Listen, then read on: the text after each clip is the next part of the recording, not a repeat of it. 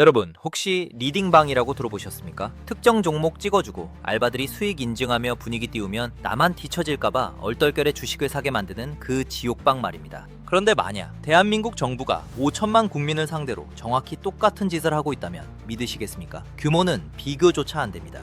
개인 리딩방은 고작 수백 명을 속이는 거라면 이건 대한민국 국민 전체를 타깃으로 삼은 국가 단위의 거대한 리딩방이니까요. 빚내도 괜찮다, 지금이 기회다, 국장 르네상스가 왔다며 사실상 강요 수준으로 밀어붙였고, 언론은 코스피 7천까지 간다며 여러분의 포모 심리를 한껏 부추겼습니다. 하지만 결과가 어땠습니까? 불과 며칠 뒤인 3월 3일 지수는 7.24% 폭락했고 다음 날은 12%가 추가로 증가했습니다. 서킷 브레이커까지 발동되며 단 이틀 만에 950조 원이 허공으로 날아갔다는 게 믿어지시나요? 그런데 3월 5일 9.64% 반등하며 마감했었죠. 저는 이걸 보며 솔직히 소름이 돋았습니다. 국민연금은 쏟아부어 하락과 환율을 억지로 막아세운 눈속임일 뿐이었던 거죠. 지수가 오르는 그 순간에도 외국인 투자자들이 짐을 싸서 떠나기 바빴고 우리 개미들만 그 물량을 온몸으로 받아냈습니다. 난 주식 안 해서 상관없다고요? 천만의 말씀입니다. 리딩방의 두목 이재명이 국민의 혈세 100조 원을 코스피에 쏟아붓겠다고 선포한 순간 대한민국은 안전바조차 없는 롤러코스터에 5천만 국민을 강제로 탑승시킨 것입니다.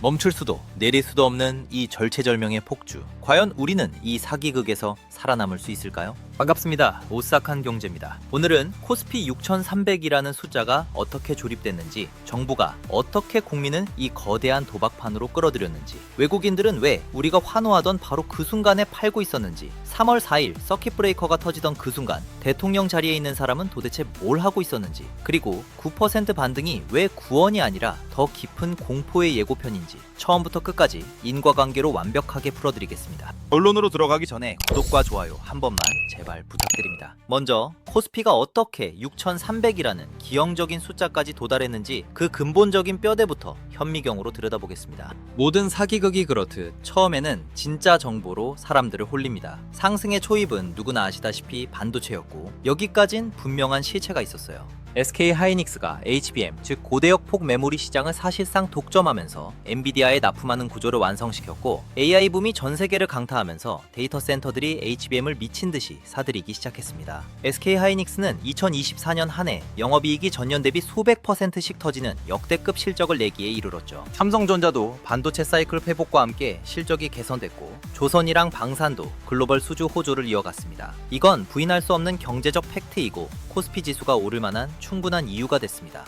하지만 경제학적으로 아주 냉정하게 계산해봤을 때 이 반도체 호황이 끌어올릴 수 있는 코스피의 적정선은 아무리 높게 잡아도 4,000선 초반이 한계라는 것이 전문가들의 일관된 분석이었습니다. 그렇다면 나머지 2,000포인트가 넘는 이 거대한 거품은 도대체 어디서 튀어나온 걸까요? 이제부터가 진짜 무시무시한 지점입니다. 영상 시작에서 말씀드렸던 리딩방 기억하시죠? 여기서 바로 국가 리딩방의 실체가 드러나기 시작합니다. 리딩방 운영자들이 쓰는 수법이 뭔지 아시나요? 종목의 실제 가치보다 훨씬 높은 목표가를 제시하고 지금 안 사면 버스 놓친다는 공포심을 자극하고 사람들이 돈을 넣으면 그 돈으로 가격이 오르는 것처럼 보이게 만드는 거죠. 그러면 더 많은 사람들이 들어오고 가격이 더 오르면서 나중에 들어온 사람들은 결국 손해를 볼 수밖에 없는 구조가 완성됩니다. 이걸 경제학에서는 폰지 구조라고 부르는데요. 나중에 들어온 사람의 돈으로 먼저 들어온 사람이 수익을 챙기는 방식이거든요. 근데 이 폰지 구조가 작동하려면 반드시 전제되어야 하는 필수 조건이 필요합니다. 새로운 돈이 끊임없이 계속 유입되어야 한다는 거죠. 신규 자금이 멈추는 순간 이 거대한 사기극은 멈추게 되는 원리인 거예요. 그래서 정부는 5가지 재료를 순서대로 하나씩 쌓아 올리며 이 구조를 탄탄하게 완성해 나갔습니다. 이 5가지는 단순한 나열이 아니라 하나하나가 다음을 만들어내는 인과관계라는 걸 주목하면서 들어보세요. 첫 번째 재료가 바로 여러분이 매달 꼬박꼬박 내고 있는 국민연금이었습니다. 국민연금이 뭡니까? 우리 국민들이 늙고 병들었을 때 길거리에 나앉지 않게 지켜주는 마지막 생명줄 아닙니까? 그런데 정부는 수익률을 극대화해야 할 국민연금의 해외 투자 비중을 강제로 끌어내렸고 그 막대한 자금을 국내 주식시장으로 돌려버렸습니다. 국민연금이 해외 주식을 팔고 그 돈을 국내 주식으로 돌리면 코스피 지수가 올라갈 수밖에 없는 구조니까요. 겉으로는 국내 시장 활성화, 국내 재산 배분 확대라는 그럴듯한 포장지를 씌웠지만 실상은 여러분의 노후 자금을 총알바지로 써서 억지로 주가를 떠받친 겁니다. 경제학에서 이걸 캡티브 마켓 전략이라고 부르는데요. 탈출할 수 없는 포로 시장을 만들어서 지수를 관리하는 방식입니다. 이건 학술적인 용어일 뿐 실상은 조작된 인지 시장이나 다름없는 거죠. 생각해 보십시오. 내 미래를 지켜줄 돈이 누군가의 정치적 성과를 포장하기 위해 하루아침에 녹아내릴 수도 있는 도박의 판돈으로 쓰이고 있다는 게 너무 당황스럽지 않으신가요? 여기서 많은 분들이 의문을 가지실 겁니다. 아니 그래도 우리나라 주식시장이 살아나면 국민연금 수익률도 좋아지는 거 아닌가 하고요. 이게 바로 사람들이 흔히 하는 가장 무서운 착각입니다. 글로벌 시장에서 한국 증시가 차지하는 비중은 2%도 채 되지 않아요. 나머지 98%의 거대한 기회와 안전한 피난처를 놔두고 세계에서 가장 변동성이 심한 한국 시장의 자산을 몰빵하는 건 경제학적으로 자살 행위나 다름없는 겁니다. 국민연금이 밑바닥에 수십조 원의 콩크리트를 들이부으며 지수를 방어해주니 겉으로 보기에는 시장이 아주 탄탄하게 우상향하는 것처럼 보일 겁니다. 하지만 이건 언제 무너질지 모르는 썩은 기둥에 페인트 칠만 번지르르하게 해놓은 것에 불과했다는 걸 알고 계셔야 해요. 그런데 단순히 코스피 지수가 오르는 것을 보며 어라? 이재명 말처럼 진짜 오르네? 하고 국민들이 신뢰를 가지며 미끼를 물기 시작할 때쯤 정부는 두 번째 함정을 파기 시작합니다. 국민연금으로 바닥을 깔았으니 이제 그 위에 채울 자금을 확보하기 위한 작전인 거죠. 그 두 번째 함정이 바로 부동산의 숨통을 완전히 끊어버리는 전략입니다. 이 경제학적 메커니즘을 자세히 뜯어보면 정말 소름 돋을 정도로 정교하다는 것을 알 수 있어요. 먼저 이재명과 좌파 정치인들은 특정 세력을 타겟팅하여 악마화하는 전략부터 시작했습니다. 다주택자들을 마치 사회의 악인 양, 투기꾼으로 몰아세우며 서민들의 분노를 그쪽으로 유도했습니다. 표면적인 이유는 집값을 잡고 서민들에게 내 집 마련의 기회를 주겠다는 달콤한 거짓말이었죠. 많은 분들이 이 거짓말에 속아 박수를 쳤습니다. 그리고는 취득세며 양도세며 종합부동산세 폭탄을 무자비하게 던지고 주택담보대출 창구를 완전히 용접해버리듯 틀어막아서 부동산으로 가는 사다리 자체를 완전히 걷어차버렸습니다. 여러분, 슈퍼마켓 문을 강제로 폐쇄하면 동네 사람들은 어디로 갈까요? 당연히 비싸더라도 불이 켜져 있는 편의점으로 몰려갈 수밖에 없습니다. 정제학적으로 시중에 풀린 막대한 유동성, 즉 돈이라는 건 반드시 어딘가로 흘러가야 하는 물과도 같은 거예요. 부동산이라는 거대하고 안전한 댐을 국가가 강제로 허물어버리면 어떻게 될까요? 당연히 갈 곳을 잃은 수백조 원의 돈이 폭포수처럼 쏟아질 수밖에 없는 겁니다. 그렇게 갈 곳을 잃고 숨을 헐떡이는 수백조 원의 돈 앞에 이재명이 나타나 주식시장이라는 유일한 비상구를 안내하며 마치 거부할 수 없는 악마의 속삭임으로 국민들을 선전선동하고 유혹했던 겁니다. 사람들은 이재명이 부자들을 벌주고 있다고 착각했지만 진짜 진실은 여러분의 안전자산을 강제로 위험자산으로 이동시키는 거대한 설계였던 겁니다. 여러분, 평범한 30대 직장인 김대리의 상황을 잠깐 상상해보세요. 열심히 일해서 1억 원을 모았고 내 집 마련을 위해 알뜰살뜰 모아둔 전세 보증금에 은행 대출을 껴서 외곽의 낡은 아파트라도 하나 사려고 했습니다. 그런데 어느 날 갑자기 정부가 대출을 막아버렸어요. 집을 살 길이 완전히 막혀버린 김대리. 눈앞에 코스피 6천 간다, 7천 간다며 연일 축포를 터뜨리는 뉴스가 보이는 거죠. 결국 나만 뒤처질 수 없다는 극도의 불안감에 휩싸인 김대리는 가족의 미래가 담긴 그 돈을 몽땅 주식에 집어넣게 된 겁니다. 이게 과연 김대리의 욕심에서 비롯된 일만으로 치부할 수 있을까요? 국가가 강제로 자산시장의 문을 걸어 잠그고 사람들의 돈을 주식시장이라는 가두리 양식장으로 미친 듯이 몰아넣은 완벽한 실체가 바로 이것입니다. 그런데 여기서 끝났다면 코스피가 6,300까지 가지는 못했을 거예요. 국가는 폰지 구조를 완성하기 위해 가장 악랄한 세 번째 재료까지 투입합니다. 그건 바로 빚투 조장이었어요. 여러분, 빚내서 주식하지 말라는 건 초등학생도 아는 경제의 기본 상식입니다. 그런데 국가가 나서서 주식 양도세 혜택을 마구 뿌려대고 개인 투자자들을 위한답시고 각종 지원 정책을 쏟아냅니다. 마치 부동산은 불법이고 주식난이 완벽한 합법인 것처럼 프레임을 짰어요. 언론에서는 연일 국장 르네상스가 왔다며 지금 빚을 내서라도 타지 않으면 평생 후회할 것처럼 포모 증후군을 극한으로 자극하기에 이르렀죠. 이게 얼마나 무서운 짓이냐면요. 카지노 문턱을 낮추고 도박을 조장하는 것도 모자라 누구나 돈을 딸 수 있는 것처럼 가스라이팅을 해서 도박 자금을 사채로 끌어쓰게 만드는 것과 똑같습니다. 처음에는 돈을 딸 수도 있겠죠. 코스피 4천에서 5천으로 갈 때 실제로 계좌에 빨간불이 들어오니까 사람들이 이성을 잃기 시작하는 겁니다. 내가 5천만 원만 더 대출받아서 넣었더라면 차를 바꿀 수 있었을 텐데 라는 생각이 들면서 생각했던 금액으로 안 들어간 걸 후회하며 수익이 나도 만족스럽지 못하고 둔해지는 겁니다. 결국 마이너스 통장까지 뚫어서 주식시장에 돈을 쏟아붓게 만들었던 거죠. 코스피 4천에서 5천으로 오를 때 수익이 났던 분들이 수익 실현을 하지 않고 오히려 더 빚을 내서 6천, 6,300에서 더 크게 베팅을 하는 지경까지 도달하게 된 거예요. 실제로 폭락 직전까지 주식시장에 쌓인 개인들의 신용 융자 잔고, 즉 빚내서 주식에 뛰어든 돈이 무려 30조 원을 넘어섰습니다. 대한민국 역사상 전무후무한 수치예요. 이틀 만에 코스피가 20%나 주저앉을 때 그 공포의 무게는 단순히 원금을 잃은 사람과는 차원이 달랐을 겁니다. 여윳돈을 날리는 건 피눈물로 끝나겠지만 여윳돈을 더해 빚까지 남는다는 건 당장 내일 우리 가족이 길거리에 나앉을 수도 있는 생존의 문제이기 때문인 거죠. 여기서 누군가는 이렇게 물을 수 있습니다. 정부가 칼 들고 협박했냐? 본인 욕심으로 해놓고 왜 국가 탓을 하는 거야? 라고요. 일견 맞는 말처럼 들릴 수도 있습니다. 하지만 국가라는 거대한 시스템이 금리를 통제하고 대출의 물기를 조작하며 부동산은 틀어막고 주식시장만 비정상적으로 펌핑해대는데 텅버반 개인이 어떻게 이 거대한 유혹과 공포를 이겨낼 수 있겠습니까? 국가는 국민의 자산을 보호해야 할 의무가 있어요. 만약 정부의 이런 비정상적인 조작만 없었다면 아까 언급한 김대리처럼 수많은 사람들은 안정적인 내 집 마련을 선택했을 겁니다. 하지만 대출이 막히고 집 마련의 꿈이 사라지자 사람들은 결국 극단적인 도박장으로 내몰릴 수밖에 없었다는 거죠. 이를 경제학에서는 코너 솔루션이라고 말합니다. 즉 모든 정상적인 통로가 막혔을 때 발생하는 가장 비극적이고 극단적인 선택으로 몰릴 수밖에 없다는 걸 일컫는 말이죠. 이 비극을 오직 선택한 자의 책임으로만 돌릴 수가 있을까요? 민생을 책임져야 할 사람이 폰지 사기의 맨 앞줄에서 바람잡이 역할을 했다는 것. 이것이 이 사태의 진짜 오싹한 본질입니다. 이런 판을 짠 리딩방 두목이 누구인가요? 바로 이재명 아닙니까? 국가 시스템을 동원해 전 국민을 대상으로 사기극을 벌인 것. 이게 리딩방이 아니면 대체 무엇이란 말입니까? 그런데 더 무섭고 기가 막힌 건 따로 있는데요. 부동산을 막고 개인들의 빚까지 부추기며 끌어모았음에도 외국인들의 거대한 매물 폭탄을 버티며 지수를 끌어올리기엔 돈이 턱없이 부족했던 겁니다. 그래서 정부는 대한민국 핵심 기업들의 미래 생존 자금을 강제로 털어버렸어요. 이 네 번째 재료가 어떻게 대한민국 반도체와 수출 경제의 숨통을 끊어놓았는지, 그리고 어떻게 우리 아이들의 미래를 중국의 헐값으로 팔아넘기게 만들었는지 그 끔찍한 연쇄작용을 들여다봐야 합니다.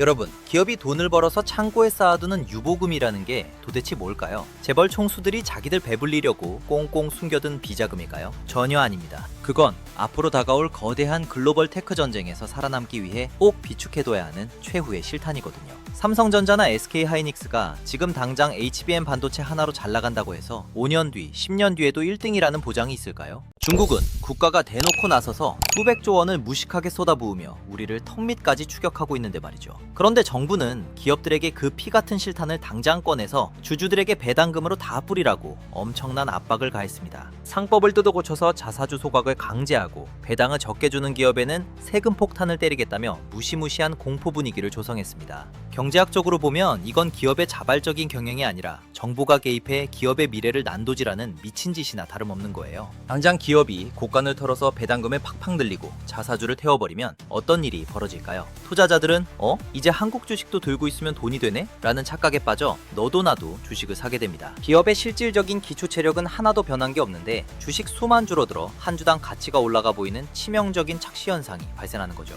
결국 주가는 아무런 실체가 없음에도 가격만 미친 듯이 오르는 기괴한 현상을 만들어내는 겁니다. 개인 투자자들은 당장 내 계좌에 공돈이 꽂히는 것 같으니 정부가 일 잘한다며 환호성을 지를지도 모릅니다. 하지만 여러분, 이게 과연 공짜 돈일까요? 이건 내년 농사를 위해 남겨둬야 할 씨감자를 통째로 튀겨서 감자 튀김 파티를 여는 것과 같습니다. 당장 입안에 들어오는 튀김은 고소하고 맛있겠죠. 하지만 그건 간식이 아니라 여러분의 내년 식량 그 자체를 씹어먹고 있는 것과 완벽하게 똑같은 자해 행위입니다. 당장 내일 아침부터 중국 반도체의 거센 추격과 피 터지는 전쟁을 치러야 할 천문학적인 연구개발비 R&D가 고작 주가 펌핑용으로 싹 다 중발해버리는데 그 기업이 온전히 살아남을 수 있을까요? 국가가 코스피 지수 6,300이라는 단기적인 정치쇼를 위해 대한민국의 100년 먹거리를 통째로 제물로 바쳐버린 거예요. 내 눈앞에 떨어진 몇 푼의 배당금에 눈이 멀어 우리 국가 경제의 심장 박동기가 서서히 꺼져가는 걸 아무도 눈치채지 못하고 있는 겁니다. 이 얼마나 당황스럽고 어처구니 없는 현실인가요? 거예요. 이렇게 기업의 미래까지 헐값에 팔아넘겨서 억지로 주가를 끌어올려놨으니 이제 이 거대한 사기극에서 아무도 빠져나가지 못하게 만들 마지막 자물쇠가 필요해졌습니다. 그 5번째 재료가 바로 해외 주식 양도세 감면이라는 기가 막힌 미끼였어요. 겉으로만 보면 참 서민을 위하는 따뜻한 정책 같죠? 미국 주식 팔고 그 돈을 한국으로 다시 가져오면 세금을 대폭 깎아주겠다는 거니까요. 그런데 이 정책의 진짜 목적이 개미들의 세금 부담을 덜어주기 위한 거였을까요? 천만의 말씀입니다. 이건 앞서 말씀드린 가두리 양식장에 뚫린 구멍마저 시멘트로 완전히 들이부어버린 완벽한 봉쇄 작전이었어요. 안전하고 달러 기반인 테슬라나 애플 같은 세계 최고 기업의 주식을 팔아서 코스피라는 언제 터질지 모르는 시한폭탄을 사라고 국가가 세금까지 깎아주며 치명적인 유혹을 하는 거죠.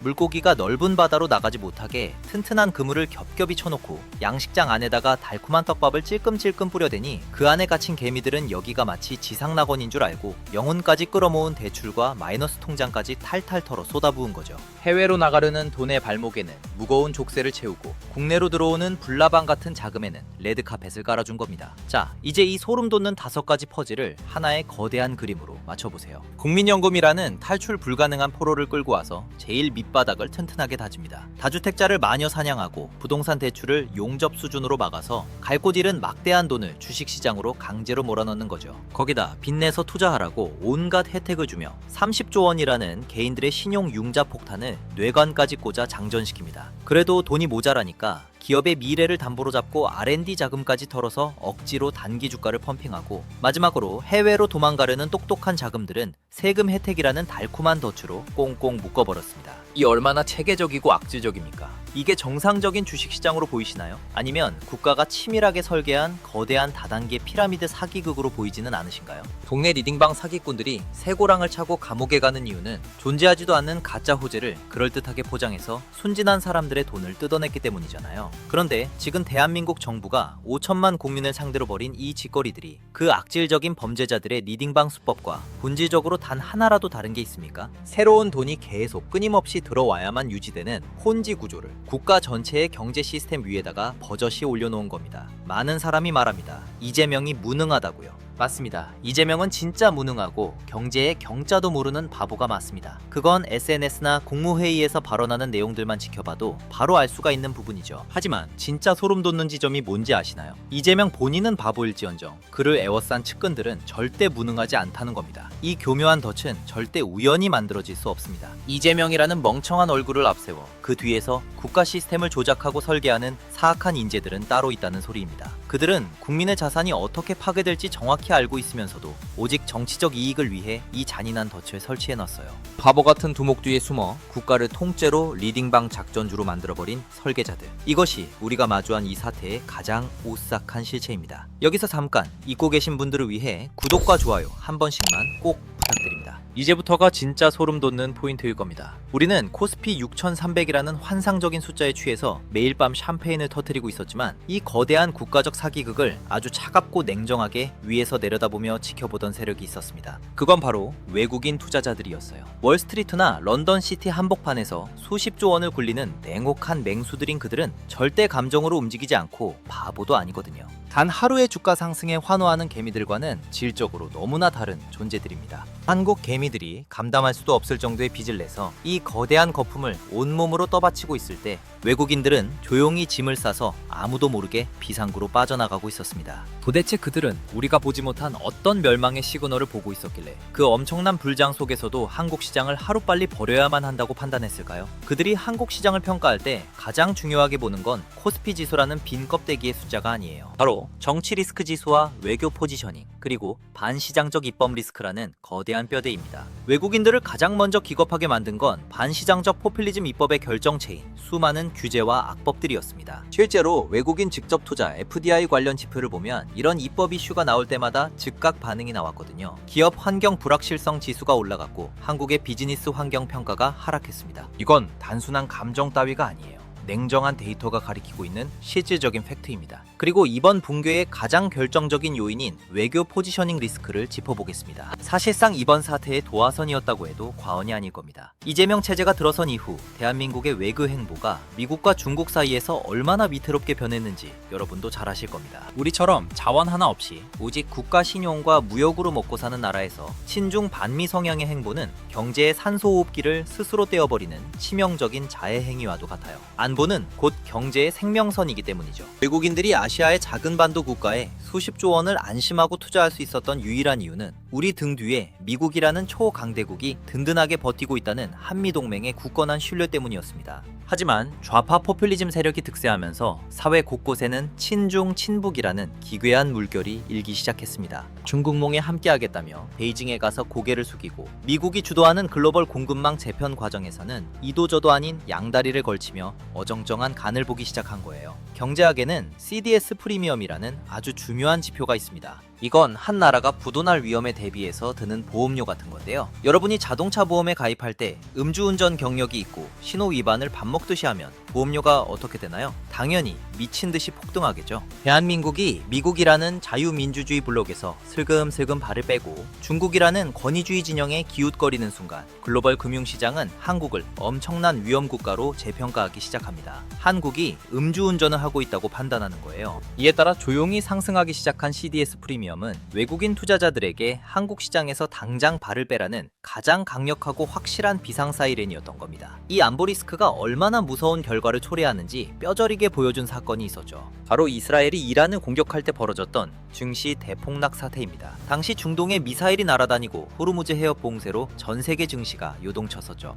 그런데 여기서 정말 당황스러운 경제학적 역설이 발생합니다. 정작 미사일을 쏘며 전쟁 중인 이스라엘의 증시는 오히려 상승을 하거나 굳건하게 버텼는데 미사일 구경도 못해본 대한민국 코스피는 단 이틀 만에 20%가 떨어지며 950조가 증발해버리는 어이없는 사태가 터진 거예요. 여러분은 이 상황이 이해가 되시나요? 하지만 그 이유는 의외로 간단합니다. 이스라엘은 미국이 천문학적인 돈을 쏟아부어서라도 반드시 지켜낸다는 글로벌 시장의 절대적인 믿음이 있거든요. 그래서 전쟁이 터져도 외국인들이 돈을 빼지 않는 겁니다. 반면에 한국은 어떤가요? 툭하면 반미 시위가 열리고 중국이나 북한 눈치나 보고 있으니 위기 상황에서 미국이 과연 목숨 걸고 지켜줄까? 하는 근본적인 의심이 글로벌 자본의 머릿속에 깊이 뿌리를 내리고 있었던 겁니다. 안보라는 최후의 방어막이 종이장처럼 얇아진 상태에서 중동발 악재라는 작은 돌멩이 하나만 톡 하고 건드리니까 6,300이라는 모래성이 순식간에 와르르 무너져 내린 거예요. 결국 외인들을 썰물처럼 빠져나가게 만든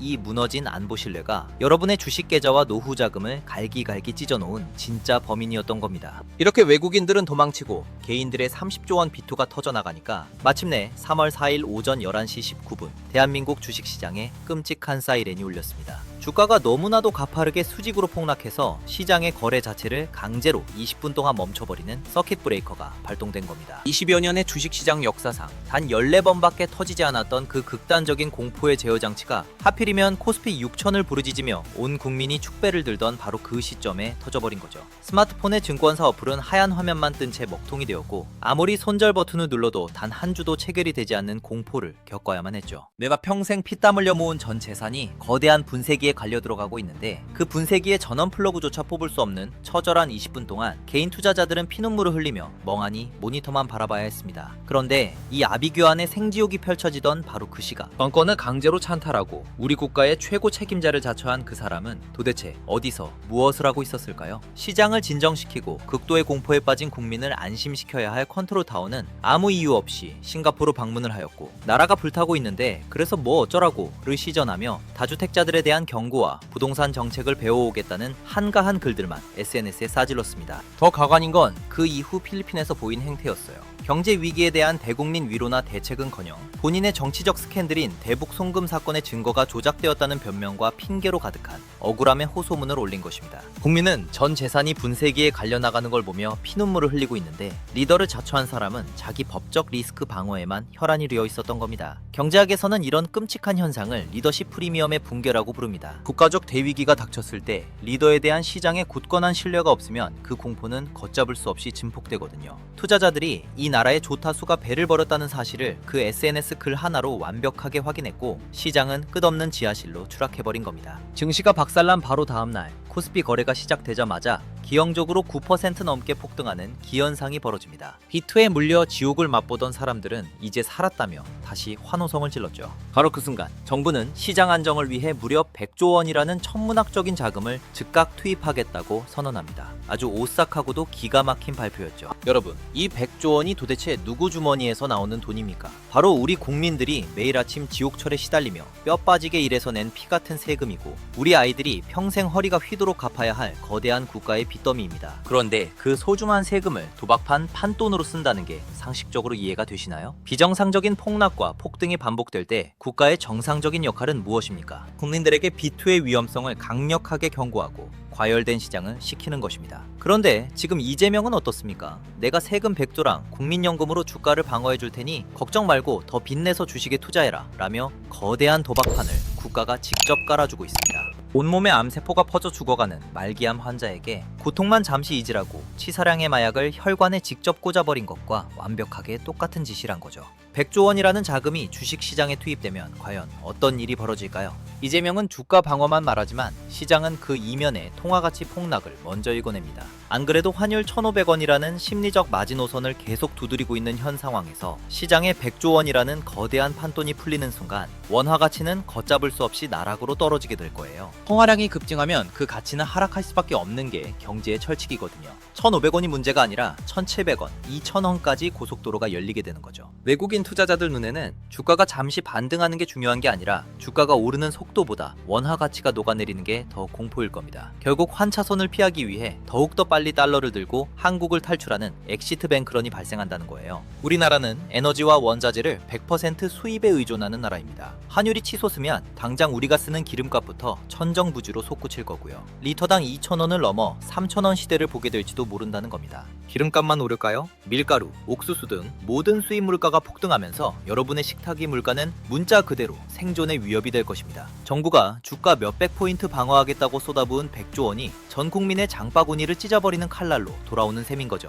이 100조 원짜리 마약의 치명적인 부작용은 주식시장 안에서만 끝나지 않습니다. 가장 심각한 문제는 바로 휘발유 값의 폭등이에요. 안 그래도 호르무즈 해협 봉쇄로 국제유가가 요동치고 있는데 여기에 100조 원의 유동성까지 추가로 뿌려버린다? 이건 활활 타오르는 기름불 위에 삼겹살을 구워 먹겠다고 덤벼드는 그야말로 미친 짓인 거죠. 그런데 더 충격적인 건 치솟는 기름값을 대하는 이재명의 태도입니다. 국무회의에서 나온 발언은 그야말로 목불인견이었습니다. 기름값이 오르는 구조적인 원인을 찾는 게 아니라 싸게 떼어온 기름을 주유소 사장들이 미리 올려서 부당한 폭리를 취하기 때문이라며 대대적인 단속을 지시한 거죠. 부동산 가격이 폭등할 때 다주택자들을 악마로 만들었던 그 소름 돋는 희생양 찾기 수법을 이번에는 힘없는 주유소 사장님들에게 똑같이 써먹고 있다는 겁니다. 이게 사람인가요? 경제를 한 줌이라도 아는 사람이라면 이게 얼마나 말이 안 되는 대국민 사기극인지 단번에 알 수 있습니다. 경제학에는 인플레이션 기대 심리와 리플레이스먼트 코스트 프라이싱, 대체 원가주의 가격 결정이라는 개념이 있습니다. 주유소 사장님이 현재 리터당 1,500원에 떼어온 기름을 팔고 있더라도 내일 도매가가 2,000원으로 오를 것이 확실시된다면 오늘 미리 가격을 올리는 게 정상입니다. 그래야 오늘 판 돈으로 내일 비싼 기름을 다시 사올 수 있기 때문인 거죠. 이를 제조달 원가를 고려한 합리적인 결정이라고도 불러요. 하지만 이재명의 논리는 이렇습니다. 1,500원에 떼왔으면 시장가가 2,000원이 넘어도 1,500원에 팔아라. 이건 장사를 하지 말고 앉아서 망하라는 소리나 다름없습니다. 심지어 기름값 상한제라는 정체불명의 개념까지 들고 나왔더군요. 여러분, 산술적으로 계산해 봅시다. 기름 원가가 2,000원인데 상한가를 1,800원으로 묶어버리면 주유소 사장님들은 리터당 200원씩 손해를 보며 팔아야 합니까? 그렇게 하면 정말 기름값이 안정될 거라고 믿는 걸까요? 그 논리라면 차라리 기름값을 100원으로 통일하지 그랬습니까? 기름을 100% 수입에 의존해야 하는 국가에서 도대체 이 무슨 개 같은 소리란 말입니까? 이런 식으로 시장을 억누르면 결말은 뻔해요. 전국 모든 주유소는 적자를 견디지 못해 문을 닫을 것이고 기름을 공급받지 못하는 유통업과 모든 기업은 그 즉시 가동을 멈추게 될 겁니다. 도대체 어느 나라 경제 교과서에 이런 병신 같은 논리가 존재하는 걸까요? 더욱 참담한 건 이런 말도 안 되는 지시를 비판 한마디 없이 받아 적고 있는 국무위원들의 모습이에요. 국가 경제의 운명을 결정하는 자리에서 최소한의 상식조차 실종된 겁니다. 이런 수준 낮은 발언과 정책을 지켜보는 외신들과 글로벌 투자자들이 대한민국을 어떻게 평가할지 정말 한숨만 나오고 눈앞이 깜깜해지는 현실입니다. 대한민국 경제 구조에서 물가를 결정하는 가장 무서운 폭군은 단순히 기름값이 아니라 바로 환율입니다. 국가가 자기들이 저지른 폰지 사기를 유지하려고 조폐공사 기계를 돌려 돈을 미친 듯이 찍어내고 100조 원이라는 빚을 시장의 마구잡이로 살포하니까 시장에 원화가 쓰레기처럼 넘쳐나서 결국 그 가치는 휴지 조각이 되는 거예요. 매 주머니에 있는 원화 가치가 박살이 나니까 외국에서 똑같은 드럼통에 기름을 사와도 예전보다 2배, 3배의 돈을 더 지불해야만 하는 거고요. 결국 정부가 포퓰리즘으로 망쳐놓은 환율 때문에 수입 물가가 폭등한 건데 그 막대한 경제적 책임을 동네 주유소 사장님들한테 전부 뒤집어 씌우며 국민들의 분노를 그쪽으로 유도하고 있는 겁니다. 이게 바로 좌파 포퓰리즘이 만들어내는 절대 빠져나올 수 없는 끝없는 메비우스의 띠입니다. 자기들이 경제적 문제를 일으키고 그 문제를 덮기 위해 세금을 미친 듯이 뿌리고 그 부작용으로 물가가 터지면 또 다른 특정 집단을 악마로 만들어서 국민들의 눈을 가리는 끔찍한 악순환이죠. 지금 당장 이 환율의 폭주와 물가 지옥을 막으려면 국가가 금리를 올려서 시중에 풀린 돈을 강제로 걷어들여야만 합니다. 그런데 정부가 과연 금리를 올릴 수 있을까요? 절대 못 올립니다. 왜일까요? 이재명이 사람들을 꼬드겨서 만들어 놓은 그 30조 원의 비투와 역대 최고치를 찍은 가계부채라는 거대한 시한폭탄이 금리를 올리는 그 즉시 시장에서 연쇄 핵폭발을 일으킬 테니까요. 금리를 올릴 수도 없고 죽어가는 지수를 방어하기 위해서는 돈을 계속 찍어내야만 하는 이 끔찍한 진퇴양난의 늪에 우리 5천만 국민이 통째로 빠져버린 겁니다. 그래서 제가 초반에 이런 말을 했었습니다. 여러분이 직접 주식을 투자하지 않아도 우리 국민 모두는 롤러코스터에 강제 탑승된 채 멈출 수도 내릴 수도 없는 절체절명의 위기 속에 내던져진 것과 같다고 말이죠. 그렇다면 이 생지옥 같은 롤러코스터에서 내 가족과 내 피 같은 재산을 지켜내려면 당장 무엇을 해야 할까요? 우선 당장의 주가가 올랐다는 그 붉은색 숫자에 절대 속으시면 안 됩니다. 지금 우리 시장은 내려가야 할 이유가 100가지라면 올라야 할 이유는 단 10개도 채 되지 않는 기형적인 상태입니다. 한마디로 주가가 반등한다고 환호할 때가 아니라 냉혹한 현실을 직시하고 아무리 주가가 치솟아도 참아야 할 때라는 소리입니다. 현재 대한민국 경제를 갉아먹고 있는 외교 리스크, 기업 환경의 불확실성, 그리고 가장 치명적인 이재명 리스크, 이 구조적 암세포들은 아직 단 하나도 치료되지 않았습니다. 오히려 100조 원이라는 마약을 투여해 통증만 잠시 잊게 만든 것뿐입니다. 암세포가 온몸에 퍼져 있는데 진통제 한 대 맞고 몸이 나았다고 착각하며 다시 뛰어드는 것만큼 어리석고 위험한 짓은 없을 거예요. 낮은 확률이지만 만약 다시 상승 랠리를 달린다고 하더라도 지금의 상승은 축제가 아니라 마지막 탈출 기회를 주는 사형 선고의 유예일 뿐이라는 점을 기억하시고 상패를 눈앞에 두고도 이유 없이 폭등하는 마지막 설거지 구간일 수도 있다는 점도 꼭 알고 계셔야 합니다. 무조건적인 상승도 무조건적인 하락도 존재하지 않기 때문입니다. 국민연금으로 밑장 빼기를 하고 부동산을 옥죄어 돈을 밀어넣고 비투를 조장하며 기업의 미래를 털어먹은 이 5천만 국민 대상의 폰지 사기극에 외국인들은 그 실체를 진작에 눈치채고